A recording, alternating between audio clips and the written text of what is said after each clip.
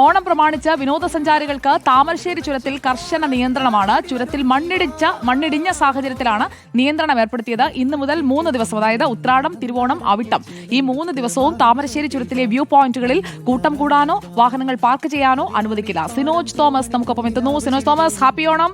അപ്പോൾ ഉത്രാടത്തിനും തിരുവോണത്തിനും അവിട്ടത്തിനും ഒക്കെ ചുരത്തിലേക്ക് എല്ലാവരും കൂടി അങ്ങ് എത്തണ്ട എന്നല്ലേ ഈ നിയന്ത്രണത്തിന്റെ അർത്ഥം?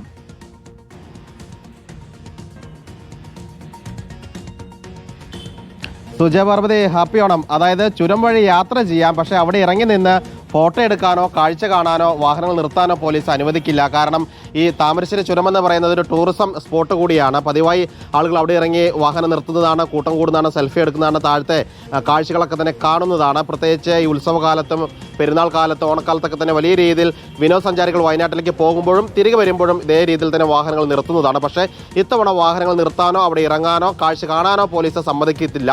കാരണം ചുരം വ്യൂ പോയിന്റിൽ മണ്ണിടിഞ്ഞ് നിലവിൽ തന്നെ ഗതാഗത കുരുക്കുണ്ട്. ഈ ഭാഗത്ത് വണ്ടി വൺ വേ ആയിട്ടാണ് കടത്തിവിടുന്നത്. അതുമായി ബന്ധപ്പെട്ട നിലവിൽ തന്നെ ഗതാഗത കുരുക്ക് അവിടെയുണ്ട്.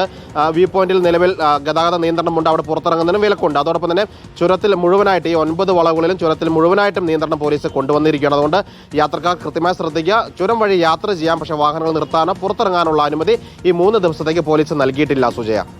ഓക്കെ, സിനോജ് തോമസ് ആണ് നമുക്കൊപ്പം വിവരങ്ങളുമായി ചേർന്നത്. അങ്ങനെ ഓണം ആഘോഷം, അത് ചിലയിടങ്ങളിൽ നിയന്ത്രണമൊക്കെയുണ്ട്, അതുവഴി കടന്നു പോകാം, കൂട്ടം കൂടി നിൽക്കാൻ പാടില്ല എന്ന് മാത്രമേ ഉള്ളൂ.